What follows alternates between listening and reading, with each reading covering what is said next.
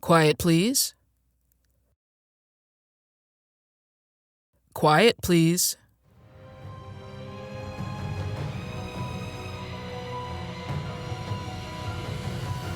Foley Marra Studios presents Quiet Please, which is written by Willis Cooper, directed by Chuck and Megan Marra, and which features Kat Hammons.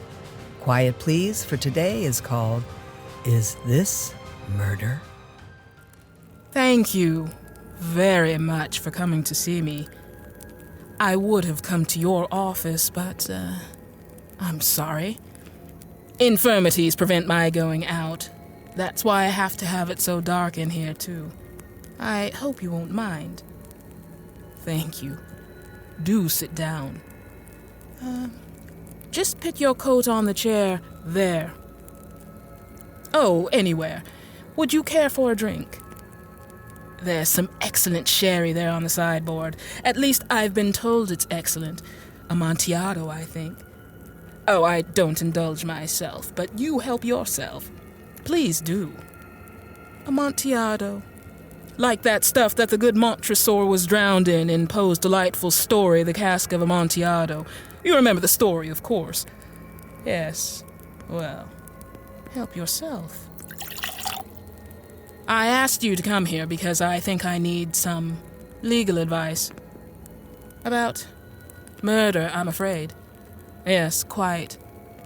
I'm afraid I'm a little hazy about things legal, so, do you mind? Like the sherry, I've been told it's excellent. Help yourself, do. Why, I hardly know where to start, but, that door? That's my workshop. I haven't been in there in quite some time. Artificial limbs. Rather unusual ones, if I do say so myself. I've invented a few devices, you see, and they've been quite successful. Oh, yes. A great many persons wear hands, arms, legs, and so on that I invented. You didn't know my assistant, of course. Why, I don't know. I don't know where he is. As a matter of fact, it's Dan I wanted to talk to you about. Dan and Joyce. Joyce was his sweetheart. No, I didn't murder them. It's rather an awkward story to tell. Are you sure you're comfortable? Good. Have you ever read the works of Mary Wollstonecraft Shelley? Never heard of her? Well, she was the wife of the poet Percy Bysshe Shelley. She was a novelist. She died in 1890, nearly 60 years ago. But I'm afraid one of her novels is more or less responsible for what I'm going to ask you about. You aren't familiar with her works? Why, the best-known novel she wrote was Frankenstein. Oh, it's nothing at all like the Frankenstein you've seen in pictures. No Boris Karloff, no Bela Lugosi with a flageolet, no weird castles. But it's a powerful book, with a very important message. You haven't read it? Well, perhaps you ought to. I was talking with Dan about it one day in the workshop there.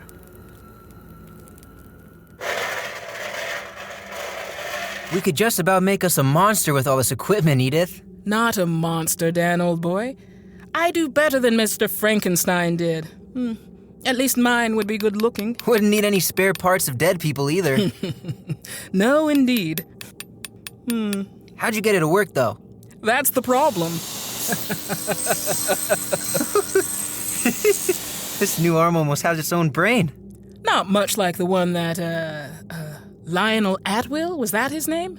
Yeah, Lionel Atwill. Wore in the picture. The one he had to manipulate with his other hand. That's good looking, too. No good without a brain and some live muscles to put it to work, though, is it? Nothing is. It's an intriguing thought, isn't it? What? Oh, a synthetic man. Wouldn't have to feed him. Wouldn't have to pay him wages. It's a great idea. And he'd be good and strong. Duralumin arms, arms and legs. Chrome steel fingers and plastic muscles? Chromium-plated head with wide-angle lenses for eyes. Microphones for ears. And what for a brain? You know what Frankenstein used? A brain. The wrong kind of brain. That was in the picture. He got a criminal brain by mistake, remember? I wonder what would have happened if he'd got a good brain for him. You've got the book and the pictures mixed up, boy. All right. But, well, what would happen if you could make a synthetic man and put a real good human brain in it? Wouldn't it be something? Wouldn't it be... Just think of muscles that never tire. A man, a thinking man, that couldn't be harmed by disease, that would be capable of superhuman things, and that would learn forever. Nice. But impracticable, boy. I wonder... Well, now look, Dan, don't go messing up my nice, clean workshop with mechanical men. Ordinary ones are trouble enough. That's what Joyce thinks, too. Get to work, boy. And be careful with that elbow, will you? It bends the other way.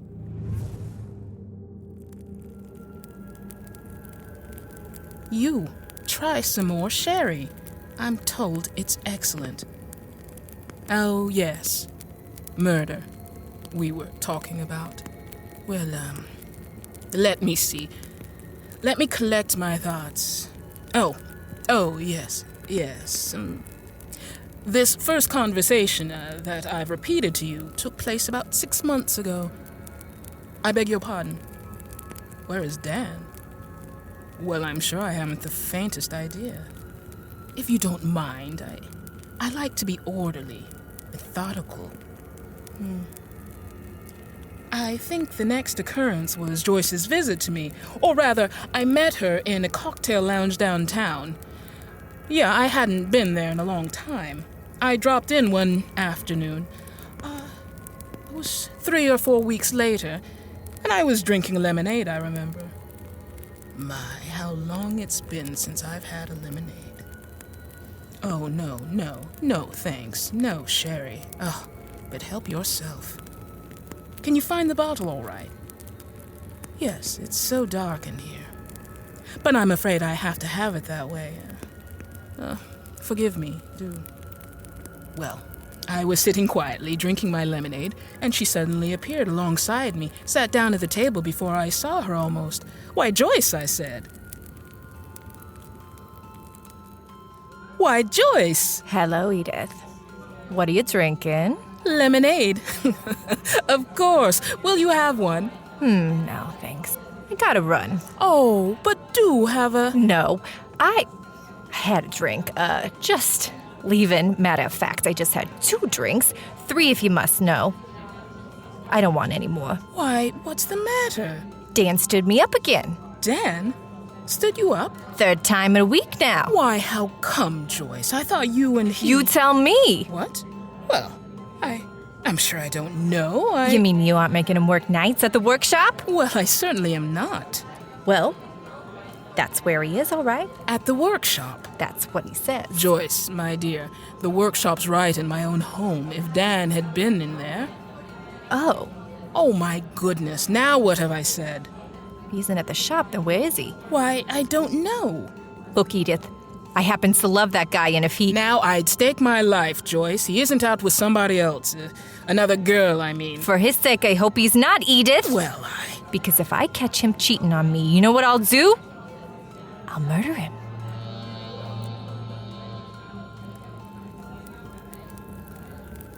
I beg your pardon. No, she didn't murder him. I'm sorry to keep you in suspense, but I'm afraid I'll have to tell you the story in my own way, if you please. Well, Joyce went away, and I thought to myself, oh, my goodness, that Dan is a very foolish fellow. That's a very attractive girl, I said to myself. Dan oughtn't to play fast and loose with her, and she loves him too, I said to myself. And I shuddered a little when I said it. I didn't like the way she said, I'll murder him. No, sir, I didn't like it. But she was a very attractive girl. What? Yes, I know I said was a very attractive girl. A slip of the tongue, sir. As far as I know, she still is. Well, anyway, I taxed Dan with it the next morning. Dan, I said. Dan, you look tired. I am tired, Edith. Sleeping all right? All right. Here you've been working nights. Who told you that? Joyce. Oh. Said you were working here at the shop. She did? Mm-hmm. I know you haven't been working here at the shop, because I'd have known it. Well, of course you would. Have you been working? If I have, it's been on my own time, Edith. Joyce seems to think it's her time, too. Does, huh? What are you up to, Dan? Listen, Edith, do I ever pry into your affairs? Now, you needn't take that tone with me, Dan. Sorry. Dan, that girl loves you. So what? Well, now, really, Dan. I'm sorry, Edith, but I've got so many things to think about. I'm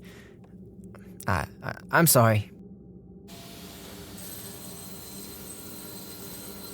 Can I help you, Dan? You think I've gone crazy? You've never shown any signs of it, old boy. Well... All right, let's get to work, but I really do think you ought to give more consideration to Joyce, old boy. Listen, Edith. Dan? Do you know that talk we had a few weeks ago? Talk? Frankenstein. Frankenstein. Oh! That's right. Have you been letting that prey on your mind, Dan? Oh, I've done more than that. Ah? Come here. Why? What? Come here.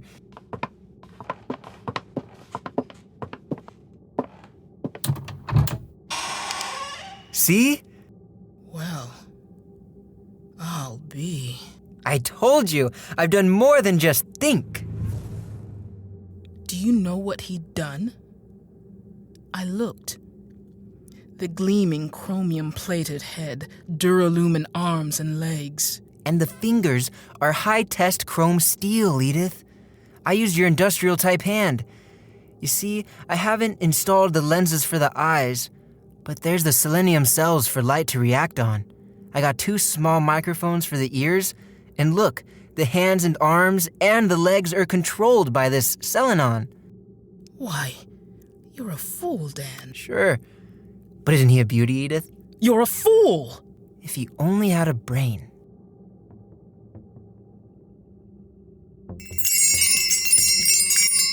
Who's that? You idiot.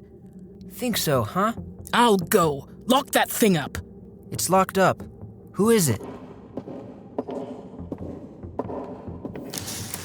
Why, good morning, Joyce. Is Dan here? Oh, there he is. Well, hello, Dan. Hello. I wonder if you remember we had a date last night. I'm sorry. I was busy. Busy? Where? Here? Yeah. Here. Was he here, Edith? Yes, he was here. Oh. Alone? Yeah. Well, he was... Well? He was alone, Joyce. I don't believe it. Now look here, Joyce. Tell her, Dan. Listen. Tell me what? Tell me what, Dan? Look, this is all foolishness, Joyce. Cut it out. Go Edith. ahead, Edith. I tell you. Hold it, Dan. Look here, Joyce. Dan's been working on a project of his own. What's her name? It isn't a her, Joyce. No? Show her, Dan. Now look here. Stop being a fool. Show her. Unlock the cabinet there. Don't you see you're being a fool, Dan? Open the cabinet. I don't want... Open it. Well... Why? It's a monster. It's a mechanical. Who do you think you are, Dan? Frankenstein? I told you. Let's see it. Does it work? Certainly does work. Can it walk? Well, it's made out of some of the artificial limbs I invented. And a lot of other things, too. Can it talk? Bring it out, Dan. It can't talk yet. Why, how marvelous.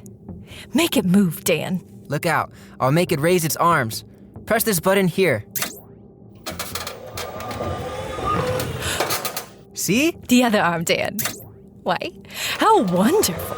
Dan!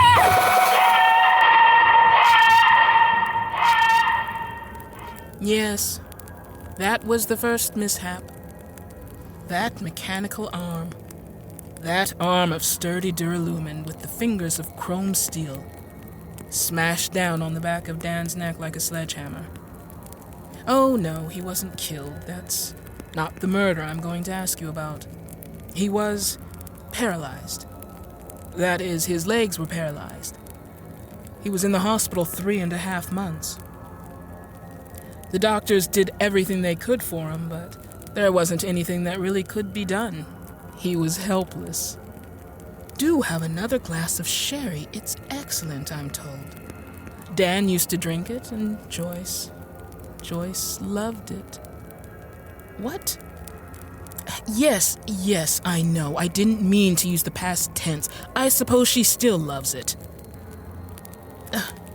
No, sir, I assure you I'm telling you. What do you say in court? The truth, the whole truth, and nothing but the truth? Yes, indeed. Why, we brought him back here, of course. No relatives so far as I know, and we were very close, Dan and I. Oh, yes. Joyce was here frequently.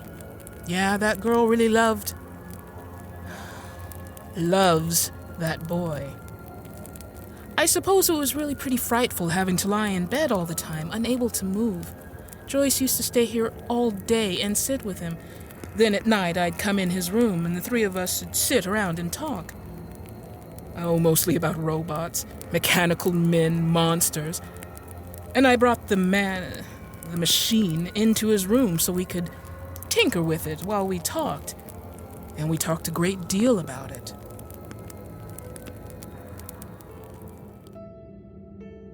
How do you know it won't work if we put a brain in it, Edith? It isn't possible, Dan. Frankenstein's worked. Dan, that's a story. Maybe. Maybe it's true. How would you get a brain, Dan? Frankenstein got a brain. Look what happened. That was a criminal brain. Look, Dan, even if you could by some miracle attach a brain to this thing... It'd work. But it wouldn't work right. Why, Edith? Because man has no business playing around with such things. You think any brain would just turn out to be evil? Just to punish a man for trying to create a superhuman thing like this? That's exactly what I think. Where would you get a brain, Dan? I don't know. Oh, stop talking this nonsense. The thing is, Edith, I don't think it's nonsense. Well, it is. Where would you get a brain? If I knew a doctor... Well, you don't. How would you know the brain wouldn't be evil?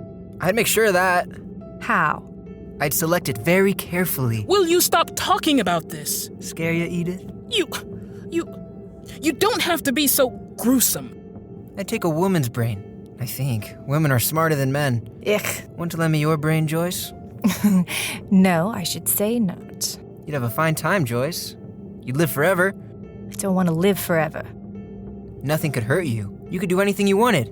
And have to live in that metal skeleton? No thanks. You'd never be hungry. I like being hungry. It's too much fun to eat and drink. Never be tired. Yes, I like being tired, boy. Good night's sleep. Oh, I wish I could put my own brain in it. Then I could get up and walk around, do things, go places. Oh, stop this morbid talk. This is a play toy, Dan. You talk as if it's coming to life any minute. All it needs is a good brain, Edith. Well, I'll tell you what I'll do, Dan. You tell me where to get a brain, and I'll get it for you. And we'll make $1 million. How's that? Well, good night. I'm going home. Gee, I'd certainly hate to have Frankenstein here to put his arm around me. Is this murder? I mean, suppose man does take a human brain and put it into the frame of a mechanical robot. Charge it with colloids that simulate blood in the very brain structure itself. Suppose he does it successfully. Is this murder? No, wait, before you answer. Suppose that the brain goes right on living. Suppose that the operation, if you want to call it an operation, suppose it works. The brain will never die. Life goes on. The only thing that's missing is the body it once inhabited. Is this murder? The only effect is that somehow or other, while it's in the body The brain is capable of fine, noble feelings of love, affection, friendship, of all the virtues, in addition to all the vices. Yes, that's true, but when it's transplanted, well, look at the Frankenstein story. When it's transplanted, the virtues are missing. Only the vices remain. Intelligence, yes. Awareness, sentience. But good is gone. Only evil remains. But that's not the question, sir. If the body only is killed and the mind survives forever, is this murder? You don't have to answer yet. Oh, you think you know what I'm driving at? Well, we'll see. No, have another drop of sherry, do. I've almost finished. Then you can judge. Because I have another question for you. This final thing happened night before last. I went into Dan's room and he was soldering a wire onto the round chromium-plated head of this thing, this monster. Joyce was sitting alongside him, watching closely. She didn't see Dan wink at me as I closed the door. Hello, Edith. How do you feel, Dan? Me? I feel fine. Yes? How are you, Joyce? Well, I got a little headache, Edith. Oh, I'm sorry. Have an aspirin. I took one. Too bad, dear. Well, how's it going, Dan? I'm more convinced than ever, Edith. If you only had a brain. If I only had a brain. Joyce, I wish you could do something to snap this fellow out of this. Why? Why? Because... Are you starting to believe this nonsense, Joyce? Well, I don't think it's nonsense, Edith. You see? She's got a brain, Edith. Why, certainly. Oh, Dan. I'm going to take that thing away from you. Take away my pretty Frankenstein? I should say you're not. Dan, listen. I don't want to say this, but I'm afraid. Joyce, won't you help me? Help you what? Get Dan's mind off this thing, No, she won't. Joyce, If Dan could only get a brain. Joyce! Edith, won't you help me? I will not! Please, Edith. It's all ready now. All it needs... Stop that! Don't, Edith. Come on, Edith, help me. I won't! Edith! Joyce! Do you know what he's going to do? What? He's going to... Edith! I know what you're going to do. I know what's in your mind, and I won't help you. What's he going to do, Edith? What's in his mind? Come here, Joyce. Lean over here. Dan, darling. No! No! Stop! Stop! Dan, stop! And when I came to, all there was in my mind was a confused memory of a pain in my throat, and bright lights, and confused voices, and Joyce's laughter. I tried hard to think. I was dazed. I found I was lying on the floor. I got up, slowly, and I saw Dan still lying on the bed. He was smiling at me. He said something. No, I couldn't make it out. And then I heard his voice. How do you feel, Edith? And I tried to answer. And it was a long time before my voice came. And finally I said, Where's Joyce? Why, here I am, Frankenstein. And I stretched out my hand to steady myself, and I looked at my hand. Arms and legs of duralumin, fingers of chromium steel. And I looked in the mirror. And I saw a round chromium-plated head with lenses for eyes, and... You can turn on the light now, if you want to. I ask you the question again. Is this murder? It is. And if a steel and duralumin robot takes a life, or more than one life, is this murder? Because I have been murdered, you say. I do not live. I cannot commit a murder. Very well. I told you how the force of evil has taken hold of my brain. No, I didn't kill Dan. Or Joyce. Not yet. I told you I didn't know where they are. I do. They're in the workshop back there. I locked her in the closet where my body used to be. Dan, why, he's paralyzed, remember? His hands are strong, but against chrome steel. It won't be murder, will it? It won't be murder either when I kill you first. Thank you, sir. No, there isn't any more sherry. Just these.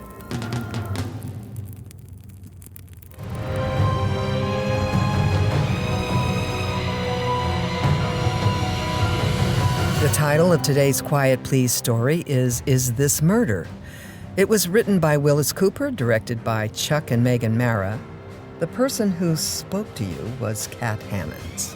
And the others were Joyce, played by Margot Miro, and Dan Anton Prather. This episode of Quiet Please was originally broadcast on January 16, 1949, by the American Broadcasting Company. Now for a word about next week, here's our director, Chuck Marra. You've often heard that there are two sides to every story, but our next week's Quiet Please goes that saying one better. It's called Three Sides to a Story. And so, until next week at this same time, I am quietly yours, Kat Hammons. Quiet Please comes to you from Los Angeles and is produced by Foley Marra Studios.